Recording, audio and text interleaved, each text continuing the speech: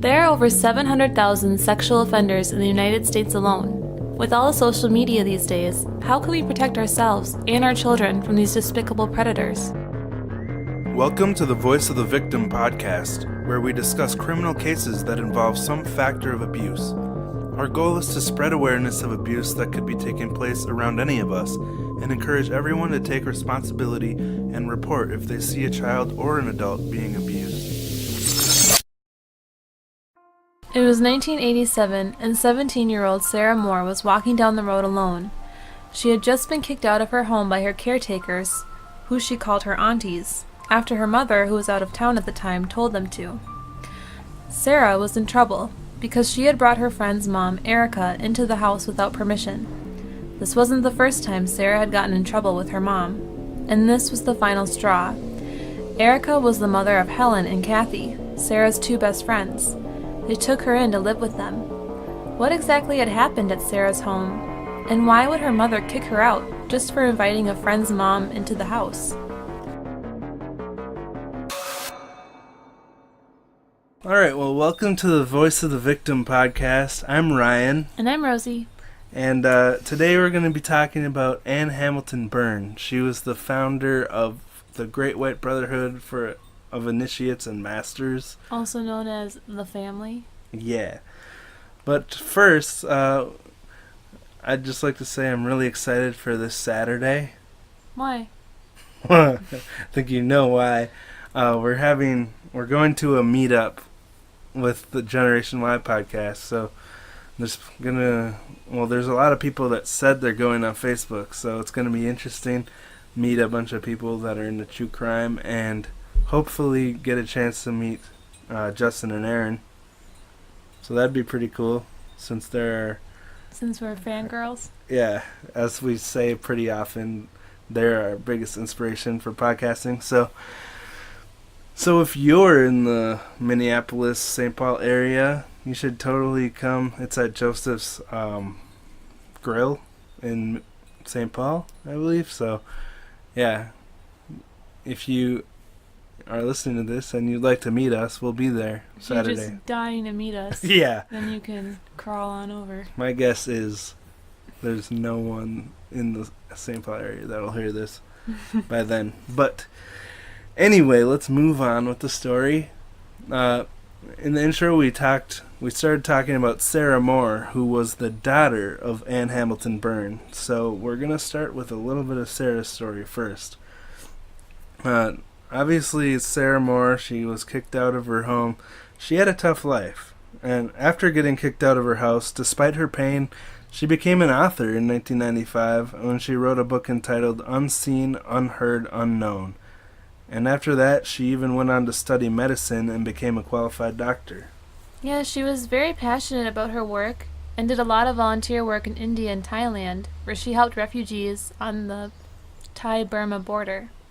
She even set up her own charity called Barefoot Basics, aiming to provide health assistance to indigenous and displaced people. She ran a medical practice in the Dandenong Ranges in Australia, but her rough past caught up with her again, and she had developed an addiction to pethidine. Pethidine's an extreme painkiller that had been commonly used in labor and delivery, so it's pretty hard stuff. She was forging prescriptions for herself to feed her addiction, and got caught in 2004, which led to 4 years of community service. She attempted suicide multiple times. In 2008, a suicide attempt had led her to needing to get her leg amputated after accidentally injecting air into it. Yeah, it said that she blamed another doctor for that, for accidentally injecting air into her leg, so I'm wondering how that happened. I'm wondering. Must have gotten air in the syringe, but I don't know. That sounds weird. Because they got to keep syringes clear of air to make sure there's no air in the syringe. That's why they flick it, isn't it? I thought they just do that to look cool. Yeah. Well, it does look cool, so. But anyway, she had to get her leg amputated, and then she ended up in a wheelchair. But despite that, she became a Buddhist and started to make improvements in her life. And in August of 2009, Sarah had an emotional reunion with Anne Hamilton Byrne in Olinda, Victoria. Anne was Sarah's mother, as we said, who she had a somewhat rocky relationship with, but we'll discuss that more later. And after this reunion, Anne said she was now ready to die after being reunited with her favorite daughter. Ouch, to the other kids. That's Yeah. kind of harsh. Anne told Sarah the people who had accused her of mistreating the children were lying bastards, and she would love to put them right, but could not. She said that she could sue her critics, but chose not to. Moore was in a tough spot emotionally. She loved Anne, but had mixed feelings about her. She still held Anne responsible for the way she was raised. What exactly had Sarah's mother done that had made her life so difficult? Well, let's talk about her mother, Anne. Anne Hamilton Byrne was born Evelyn Grace Victoria Edwards. It's a mouthful. Yeah, no kidding. She was born in 1921 in Sale, Australia, which was a small farming town, and she had 6 younger siblings after that. But her father, Ralph, he was born in 1892 in Melbourne, Australia, and his first wife died in childbirth while he was off fighting in World War I. So in 1918, after returning from the war, he married Florence Hoyle from London, who was Anne's mother, or Evelyn, as she was called. And Anne's mother was a little different, wasn't she? Yeah, she claimed to be a medium who could speak to the dead. She would set fire to her hair in the street. She was diagnosed as a paranoid schizophrenic. Yeah, schizophrenics can jumble up fantasy with reality and sense things that aren't really there. So, Thus, the hair on fire? yeah, and hearing voices from the dead. That's pretty interesting. So when Evelyn was 20, her mother was committed to a mental hospital, where she would spend 27 years. She died while committed. So she was in a mental hospital for longer than she was not in a mental hospital, Wow. given her entire lifespan. That's pretty sad. But it doesn't seem like it helped much, because she never left. She spent 27 years there. Also, it means she was probably difficult to live with for the first 20 years of Evelyn's life. Ralph, Evelyn or Anne's father, he abandoned the family when Evelyn was born, and he settled in some weird fishing community. But on official documents, he claimed that he had no children, so he really vanished from Anne's life. Because of her father's absence and her mother's mental instability, Evelyn spent a lot of her youth in an orphanage in Melbourne. Abandoned children and children of schizophrenic people are statistically more likely to develop psychological disorders, so this could have had an impact on Anne Hamilton Byrne's delusions. It's also interesting that orphan children don't get as much stimulation from people that love them while they're developing, and it can really affect the brain's growth. We really recommend the Parcast Cults episode about this case. It's called The Family. It was one of their first episodes on cults, but it really dives deep into the psychological background of how this could have all affected that. So definitely go check them out for a more in-depth dive into the psychological aspect of this. But we're going to be focusing more on the abuse. So let's talk about Anne's young adulthood. By 1941, she changed her name to Anne Hamilton Byrne from Evelyn, and she married a farmer named Lionel Harris from Sydney.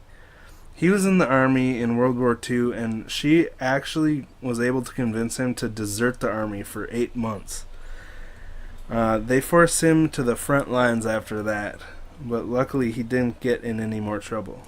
It seems that she really wanted to have a family of her own after hers was ripped away from her. Yes, if she was willing to go so far as to get him to ditch the army, go AWOL. After World War II ended, Anne and Lionel wanted to start a family. They decided they wanted to adopt and got their hearts set on a baby boy in the 1950s. Things were finally starting to look up for Anne, but on January 8th, 1955, after surviving the front lines of World War II, Lionel got into a car crash and died. Anne's husband of 14 years was gone along with her hope of having a family. She was nearly 33 years old at this point, and her life had just been destroyed. Not only did she lose her husband, but the adoption didn't go through. Yeah, this is really sad. Not to make excuses for what she did, but this really sucks. She was so close to having a family after craving it her entire 33 years, and in one moment it was gone.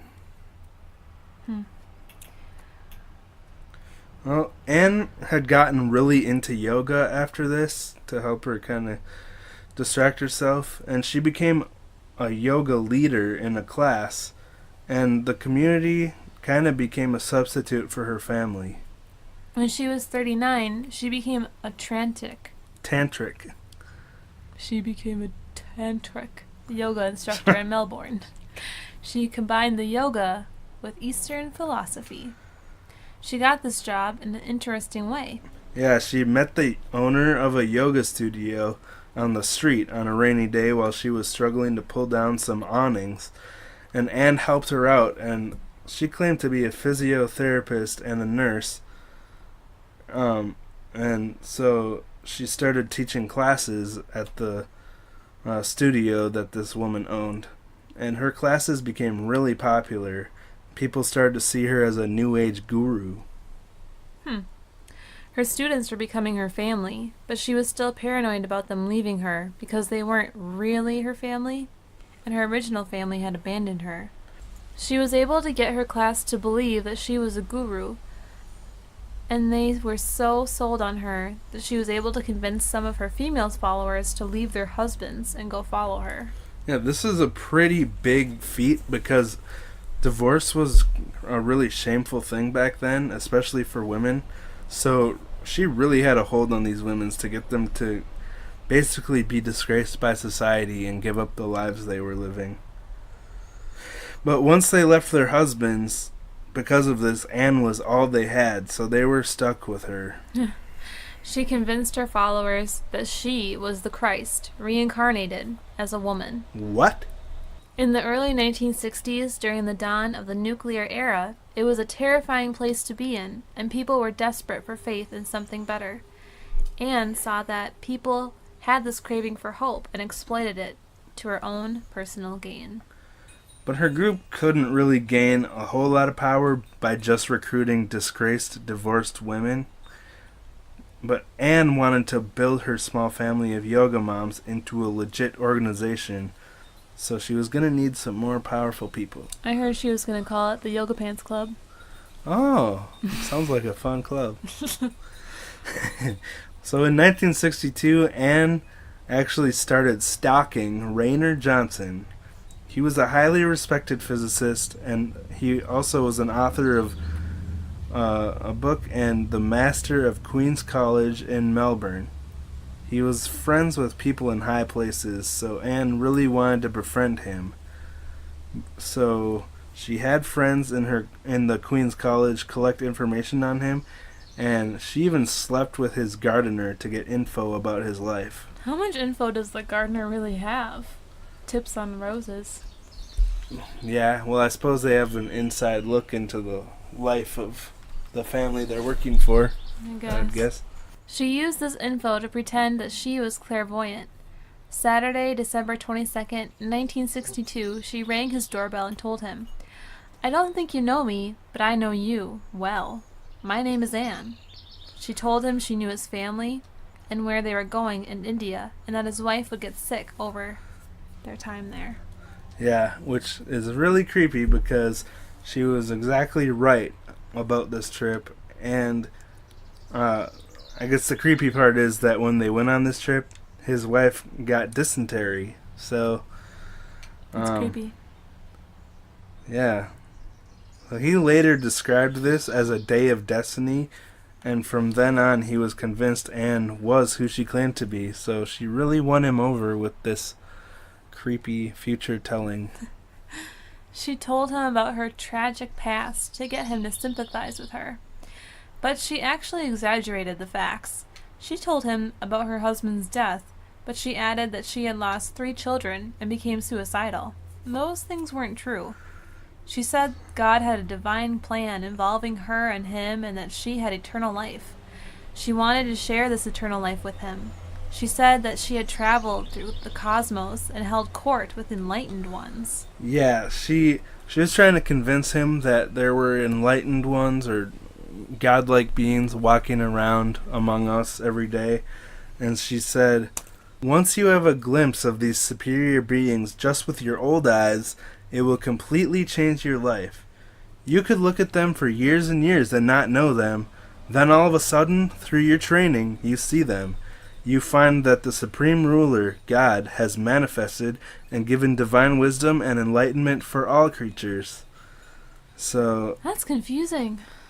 yeah, basically she's saying that these godlike people are walking around us and we just can't see them until Anne, who is quote-unquote Jesus incarnate, tells them that she is Jesus. So as a physicist in the 1960s, he was very interested in the metaphysical realm because that was still a very curious scientific topic. Anne also performed a miracle after Fran Parker, a yoga mom who followed Anne, rolled her car and fractured her skull. Doctors told her she might end up partially blind, but after Anne gave her spiritual help, she left the hospital earlier than expected with perfect sight. And this really got Dr. Raynor Johnson hooked on Anne. He began referring his professional colleagues to her, saying that she was the Christ reincarnate. They were also impressed, and they also referred their friends to Anne. Her numbers started to skyrocket throughout the 1960s with many powerful people. And that makes it even more strange that a large part of the initiation ritual had to do with dosing of LSD. Anne had these people convinced that she was the reincarnation of Christ, and she anointed her most loyal followers as reincarnations of Jesus' apostles. She named Raynor John the Baptist because he helped her grow her following by referring lawyers, doctors, nurses, and judges. These people assisted her in being able to manipulate and control many others and attain her goals. Yeah, so Anne Hamilton Byrne started the Great White Brotherhood of Initiates and Masters in 1963, and by the mid-1970s she had over 500 followers, and she was described as beautiful and charismatic, and she was also a master manipulator and had hypnotic blue eyes. She is also known as a lover of plastic surgery. Yeah. She used LSD to control her followers, and like we mentioned, this is shocking because the people who followed her were pretty high-class professionals. She got well-respected people to follow her and used that power to manipulate powerful institutions. Yeah, so among these powerful people was Howard Whitaker, who was a psychiatrist that was known for using LSD to treat mental illnesses. And he was able to secretly funnel it into the cult's possession for decades. LSD or acid is a potent hallucinogenic. It causes heightened senses and intense hallucinations. It was legal in Australia until the mid-1970s. She used it in the initiation process that she called a clearing. She would have one of her followers lead a new initiate into a closed room with no windows and shoot them up with LSD. The lights were turned off and they were left alone. Injection is the most potent method of taking LSD, so they would be tripping really hard after a few minutes alone in this dark room. Yeah, and then, once they were tripping, Anne would burst through a door in a flowing white gown, and a light was behind her with dry ice fog flowing in around her. It was quite a sight for someone tripping balls on acid. She convinced them that they were seeing Jesus, and they were so high that they believed it. Yeah, Anne herself even dosed regularly on LSD and had her followers do the same, which probably helped with keeping up the illusion. Brilliant. Yeah. Just to Pure brilliance. Yeah, also illegal. So, if Anne had inherited any of her schizophrenia from her mother, which you are more likely to have schizophrenia if one of your parents does, LSD would probably exacerbate the condition, and it would also increase her delusions of being Christ. Well, in 1968, she finally felt that she was powerful enough to start trying to accomplish her grand goal of getting children of her own. Her goal was to build a family of perfect children, and the children were told that they would be the perfect new generation of Christ after everyone was destroyed by the coming of nuclear apocalypse. Yeah, about a quarter of Anne's members were medical professionals that she could use to accomplish this goal. Sarah Moore, who we talked about in the beginning, was the first child that Anne had, but she didn't give birth to Sarah. Yeah, when Sarah was born, a doctor put a pillow over her mother's face. A nurse injected her with tranquilizers, and she never saw her baby girl again. Yeah, Anne stole her. And she chose this baby because Sarah's mother was only 16, and her family had disowned her because she wasn't married, and the baby had no father in sight. So Sarah's mother was alone and had nobody to defend her when her baby disappeared. Seems like a perfect target for a psycho. Anne had her lawyers falsify documentation to make Anne the legal guardian of Sarah and future children. Between stealing babies and having her followers sign their parental rights over to Anne, she amassed a family of 28 children. So Anne would also get her followers to hand over their children by performing miracles. She'd have her doctors secretly poison the mothers with young children when they were in the hospital, and once they were bedridden and weak, she would come to them and offer to miraculously cure them in exchange for absolute service. And so they agreed to this, and then she would have her doctors stop poisoning them, and they would make a miraculous recovery. So she convinced them that she had cured them. In 1971, they bought property by Lake Eildon. They called it Up Top, or Kai Lama. The members of the cult described their community as just lovely people who seemed to be looking for a spiritual dimension in their lives. With dirty syringes sticking out of their palms. Anne was able to justify having 28 children to her followers by telling them that once the rest of the world was destroyed in an apocalypse, Kai Lama would remain, and the children would become the perfect new race. Well, that's a huge responsibility. That's a huge responsibility to thrust onto children. The name Great White Brotherhood was a racist term for her perfect master race. Anne was pretty much the Hitler of cult leaders. Yeah. The children were modeled after the Von Trapp family from The Sound of Music, and most of them had bleach blonde hair and bowl cuts. Girls wore pink dresses and boys wore blue turtlenecks and slacks. Yeah. She would have them wear these outfits while they posed for photos to be seen by the outside world, and she was obsessed with how her family appeared to others. In 1974, Anne set up an official school in Kai Lama to legitimize her facade of having all these children with a wonderful life. Anne had all her children and finally the family she'd always wanted. But she wasn't very motherly to them all. She treated them more like a collection than a family.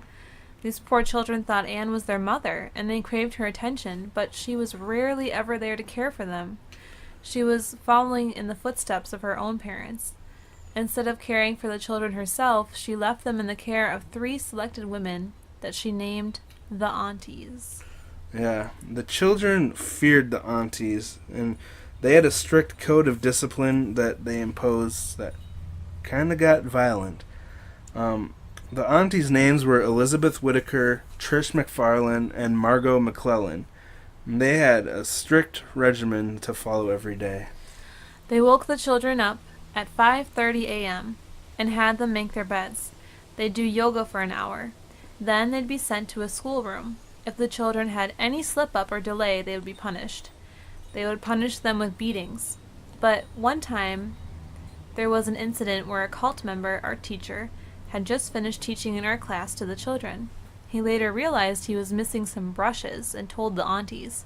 To find out who took them, the aunties filled a bucket with water and one by one held the children's head under water, asking them if they took the brushes between dunks. They did this for hours. Yeah, Sarah Moore, who we've talked about in the beginning, actually remembered this incident well, and she said she almost lost consciousness while they were dunking their heads under the water. But none of the kids confessed. And there was a good reason for that. Later they found out none of the kids actually did take the brushes. They were laying in the grass outside the house where the art teacher had been parked. He had dropped them while loading his car. Nice. Anne encouraged this brutal discipline, saying the spiritual path was a tough one, and they sometimes have to do things that are unpleasant. She would call the aunties for reports on the children, and if she found out that the children had been bad, she had one of the aunties hold the phone up to the face of the child, while another auntie belted the child. Anne would listen to them cry and scream. What a sick freak. And she's really, enjoying listening to their pain, seems like. Mm-hmm. Which is weird for someone who claims to love children. And the adults weren't the only ones in this cult that were made to take LSD, and also forced the children to take it.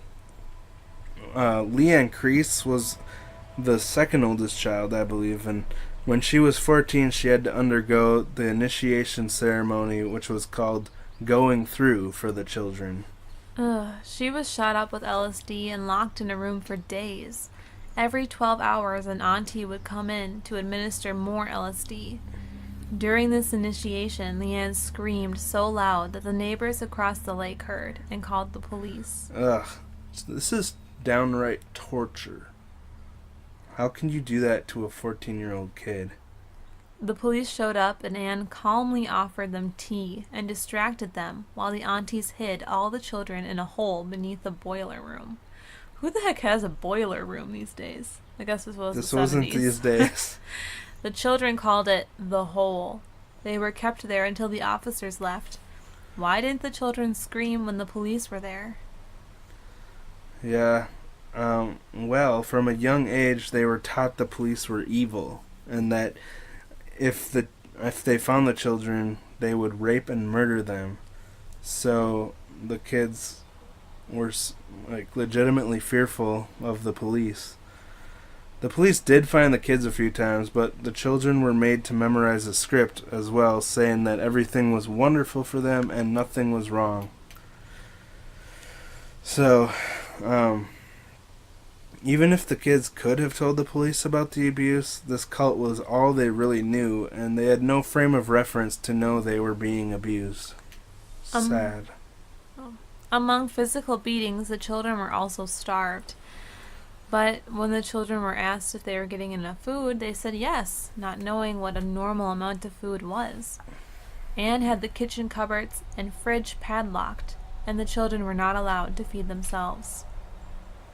Usually for a meal they'd get a cup of steamed vegetables, or a piece of fruit for a meal. I don't think they even got breakfast. It was just lunch and dinner, right? Well, sometimes I think they got fruit for breakfast. That's what Sarah said, but the children were regularly weighed, though, and if Anne decided they were too heavy, she wouldn't give them food for a few days. She would even starve them for up to a week. So I guess, sometimes they wouldn't get breakfast. It's not funny. This led the children to make themselves throw up before weigh-ins to avoid being starved. Anne was not only starving the children, but forcing them to create eating disorders. Yeah. So, that's terrible. So, she also taught the girls that in the family that natural body changes of puberty were nasty. And this kind of treatment is so terrible for a young girl's self-image. Can you imagine that? Like when they're going through puberty, they're already self-conscious, and then their mom's telling them, I know. "You're nasty." That is sad. Sarah said, there was this underlying theme that the girls were dirty and sexual. It made us feel yucky and bad and evil for no reason. Anne had an obsession with being chaste and modest. Seems pretty ironic for the gross morals she maintained in the treatment of her children. Sarah recalled feeling like she could never be the perfect child unless she was very thin. Yeah, those two things kind of went hand in hand for her, being the perfect child and being thin. And as we remember, Anne put that huge pressure of being the perfect master race onto her children. So, here's something you brought up earlier. Anne was their role model, and she herself was obsessed with her appearance. She had numerous plastic surgeries trying to look younger, and this rubbed off on them, as well as the food deprivation. I have a fun fact that some of the interviewers, after this whole thing went down, they said that her hairline was like halfway up her head because of how many facelifts that she'd gotten. Oh. So it was like she was pretty much, it looked like she was balding because, they stretch your Oh, face. yeah, I suppose. No, that's so gross. I know. Suppose they can't just pull your face up and staple it in the middle of your forehead. I don't know, never had one. Huh. Well, that's disturbing. Mm-hmm. So, Sarah had grown so tired of this treatment that she started to rebel a little bit. She'd sneak into the kitchen at night and make toast with Vegemite. Not a very appetizing meal. No, this is No not offense rebelling. to Aussies, but Vegemite is nasty. But one night, she messed up and wiped the butter knife on a towel. The aunties saw the towel and they told Anne about it. And did she react rationally? No! No. Anne beat Sarah with a shoe and threw her down a staircase. This made Sarah even more determined to rebel. She began taking long walks in the middle of the night. She entered a home on one of these walks and stole as much food as she could possibly carry. She stashed it in a pile of leaves just off Anne's property. She recruited other children, and they began sneaking off and going on raids to steal more food. This is pretty BA for a group of such sheltered children. You really can't blame them for being so desperate. Yeah, it reminds me of a story. Someone I knew. A friend of mine was hiking in the mountains one day, and he left his car in a lot. And in his car, he had left a pair of shoes and his laptop. And when he got back, he saw someone had broken into his car, but they didn't take his laptop. They took his shoes. So he figured if someone chose a pair of shoes over a laptop, they must have really needed them. And these kids really needed this food, so we can't blame them for breaking in and stealing it. These raids started to raise suspicion about Kailama in the late 70s. The police seriously investigated the break-ins, and the community realized that something strange was going on at the Kailama. What really drew media's attention to the family was in 1980, when a 10-year-old, Kim Halm, went missing. Yeah, the family kidnapped Kim, but this time, finally, someone noticed when a child was stolen. Her father, Hans, had last seen her when he dropped her off at her mother's house, and he remembered a suspicious vehicle parked in the driveway. And it bothered him so much that he recorded the license plate just in case. The next day, Kim didn't show up to school, and her father brought the car info to the police. They tracked it to the Kailama, but they didn't find her there. This was the first court case against Kailama, and it brought a lot of negative media attention to them. It turns out they couldn't charge the family for the kidnapping because Kim's mother had brought Kim to the family. But the connection the family had to the kidnapping was made public. But this didn't faze Anne. Yeah, in 1978, Anne had married William Bill Byrne, and he was loaded. And he was also in love with Anne, and she was rich too. She owned property all over the world, in New York, Hawaii, and England. And she actually started to become apathetic about her cult after having nothing left to gain from them. So in 1985, when Sarah and Leanne were both 16, she let them have two friends outside of the cult. Kathy and Helen attended classes with Sarah and Leanne, and they hung out together at McDonald's and at the mall, and did normal teenage things that they'd never been able to do before. Yeah, Kathy and Helen told the two girls that the life that they were living was extremely weird, which, yeah, it was. They didn't know that yet, so after that they started to refer to themselves as Prisoners of Anne, or POAs. Sarah was having dinner with her friends and their mother, Erica. Erica gave Sarah a ride home after dinner, and Sarah invited Erica into Kailama, even though she knew she wasn't supposed to. And this is what we were talking about at the beginning. Anne was in Hawaii, but she still heard about this incident. When she did, she threw Sarah out of the house and said, "You are no longer our daughter. Go out there. Go and die in the gutter." Wow. Real nice mother we got there. Even though she felt like a prisoner of Anne, this still must have hurt so much because of all of her 27 brothers and sisters that were still at Kailama, and all the people that she'd ever known were still at Kailama. But Erica let Sarah come live with their family.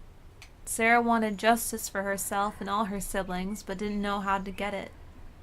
After confiding in Kathy and Helen's parents, they introduced her to a private investigator named Helen D., who had been investigating the family for several years.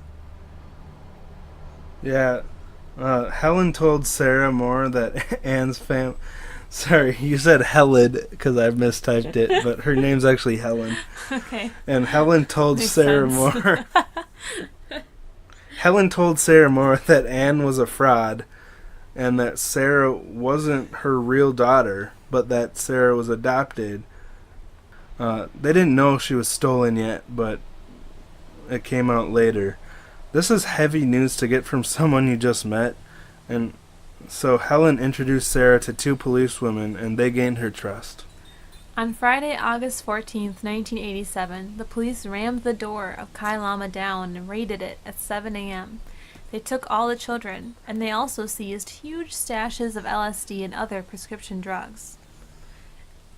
Anne was still perpetuating her delusions and sent a message to her remaining followers saying something pretty deep.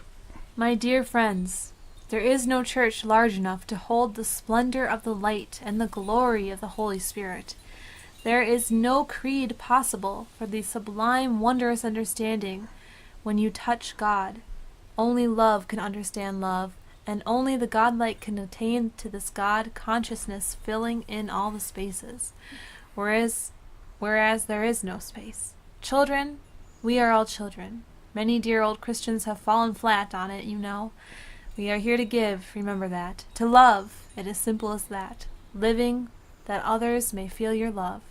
Yeah, this doesn't really seem to line up with her actions, if you can make sense of it, but remember when Michael Scott was like, "Sometimes I start sentences and I don't really know where they're going." And this only makes sense to Office fans, but yes. Yeah. I remember that. Well, who isn't an Office fan? Let's be honest. Email us if you're not. Yeah. But it just seems like she was just talking here and just kept going and didn't really make sense. It felt like that while I was reading it. Yeah. But after all this was really the end of the cult, and Anne was stuck in America. In 1990, former group solicitor Peter Kibbe started cooperating with police and confessed to forging birth records on orders from Hamilton Byrne.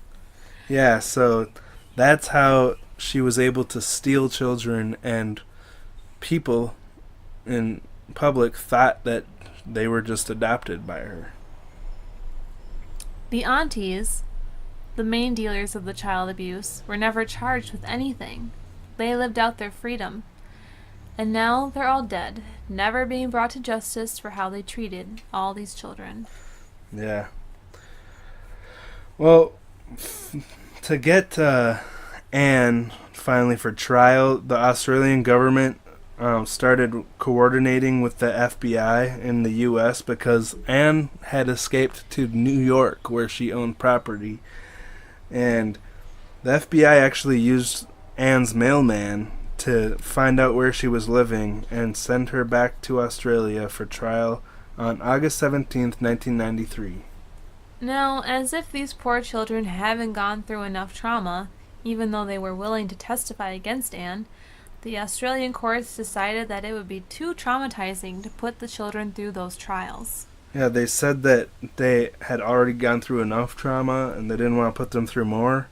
But with all the stuff they'd been through, testifying in court would have been nothing compared to that. They were tough, and they said it themselves that they wanted justice for Anne. Right. This isn't just us saying it. There's interview after interview of them saying that they wish that they could have had those trials. Yeah, Sarah wanted Anne to pay. But without their testimony, there wasn't enough evidence to bring Anne down.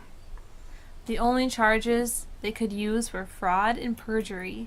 At the end of it, Anne and Bill walked away as free people, and all they got was a $5,000 fine each, which was completely nothing for them. Yeah, I have a real problem with the fact that the Australian courts wouldn't allow the children to testify because they didn't want them to be through any more trauma. I mean, withholding that justice from them is they're not able to get closure on the abuse and the way they were treated their entire lives. So it's just going to keep haunting them now instead of being able to put a lid on it and see Anne pay for what she's done and be able to slowly move on later in life. And we see that when we look at what happened to Sarah Moore. We told part of her story at the beginning, but during the reunion that we discussed in the beginning, Sarah said she still held Anne accountable for the abuse that had been done to her and her siblings. But Anne, being the stand-up gal she is, blamed it all on the Aunties, and she would not take any responsibility, even though she would listen on the phone, creepily enjoying the screams while they were beaten.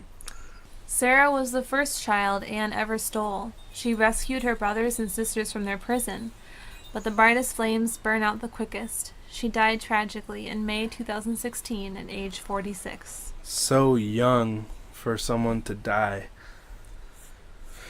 But Anne, on the other hand, still is alive. She's free. She's a free woman. She's living in a nursing home, and she has an estimated worth of $10 million.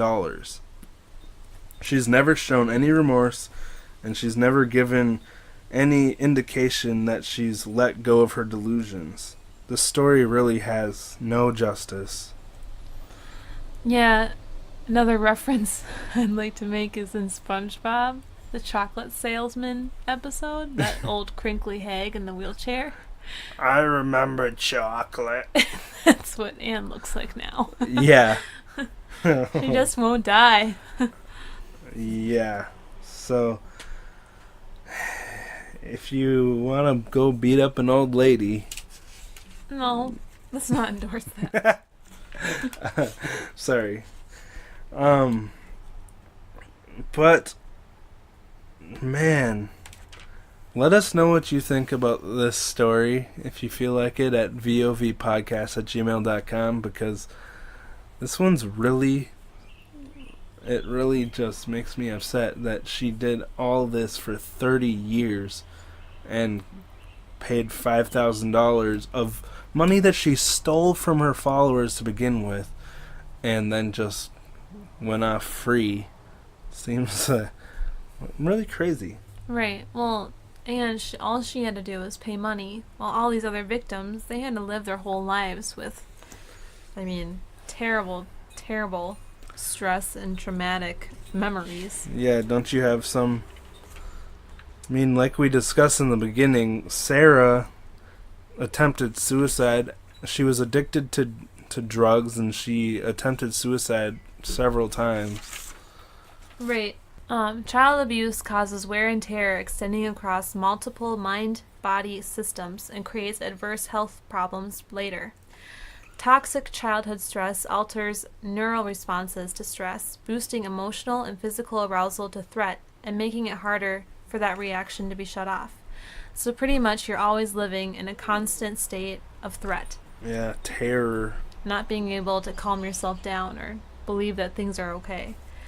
Life experiences often generate diminished self-worth, fragmentation, isolation, or retreat into ego attachments that disconnect us from ourselves, within and from others. So in other words, all this crap that they had to live through never really leaves them and makes them feel worthless when they're grown up. Yeah, especially when they had no justice. It can make you, can make day-to-day activities such as eating, sleeping, work, and study hard and affect mental health, physical health, and your relationships with other people. Yeah, these poor kids. I mean, Sarah's one story. Do you have the names of the other children? I don't have all of them. Well, we definitely recommend watching the Dateline. It's on YouTube if you just type in Anne Hamilton Byrne, because you get to see the children speaking about Anne and their feelings towards her, and they're really upset that she never got justice and that they weren't able to testify against her. It's just so sad to watch, especially seeing seeing Sarah talk on there and knowing what she was dealing with and how she ended up. Right. I guess in a way they were able to share their story and get some empowerment from telling their experiences. But for the judge and jury members, the court members, to say that they weren't able to handle having their own trial, it just doesn't make any sense for me. All the effects on their physical health, mental health, and relationships with others, I mean, they could have handled this court date if they were able to handle all the other things in their lives. It was really a shocking lack of foresight from the legal system there, because instead of dealing with it when they could have, they put it off, and now it's too late. Other than that one girl dying from 46, there was another boy who killed himself at age 20, although he tried to kill himself at age 16. That was the only suicide story I learned from the children that were at the family, but who knows, there could be a lot more. Yeah. And even if they're not suicidal, they're living with lasting effects. I mean, we talk about how child abuse can affect people in the future all the time on this show, and just hope that it doesn't lead to them hurting anyone else. Or right. Something like that. But yeah, one of the daughters, quote unquote, ended up having her own child and wasn't even able to hold her baby for a good 3 days. Oh, she just couldn't make a connection with her child. I remember that now. Oh. Most of these adult survivors experience feelings of low self-worth, poor self-confidence, and are trying to rebuild their self-esteem, which is a real gradual process, but hopefully they'll be able to make it through. Yeah, and I know I sound like a broken record, but it's even slower process when the person that abused you gets to walk off free and you can't do anything about it. It's just got to be such a frustrating feeling for them. So, our hearts really go to them. And yeah, do you have anything else to say about this story? No, I think that pretty much sums it up. Yeah. So thank you for listening to this episode of Voice of the Victim. If you'd like to help support the show, definitely give us a rating on Apple Podcasts, or what was that other site? I can't remember. Anyway, yeah, give us a rating. Don't forget to subscribe to the show if you enjoy stories like this. And yeah, thank you again. Do you have anything else to add? No, but If you really want to, email us your story and you could be on the show. Yeah, we have a guest coming up soon that we're really looking forward to. And we're not going to spoil it, but... It's a secret. You wouldn't understand. It's a secret. All right. We're out. Later.